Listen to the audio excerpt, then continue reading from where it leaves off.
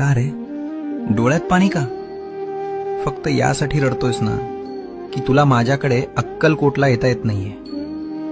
इतर लोक जातात आणि तुला मात्र परिस्थितीनं बांधून ठेवलंय याचं वाईट वाटतंय ना.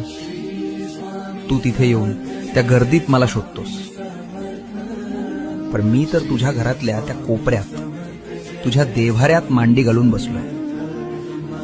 बाळा, मंदिरात मी राजा म्हणून बसलोय लोकांचं गाऱ्हाणं ऐकायला, पण तुझ्या घरात मी बाप म्हणून वावरतोय तुला सांभाळायला.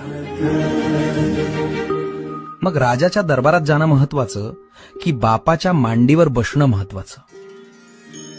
त्यामुळे अक्कलकोटला येता येत नाही याची खंत करू नकोस. आत्ता याच क्षणी डोळे मिट आणि बघ, मी तुझ्या समोर उभा नाहीये, तर मी तुझ्या आत बसलोय.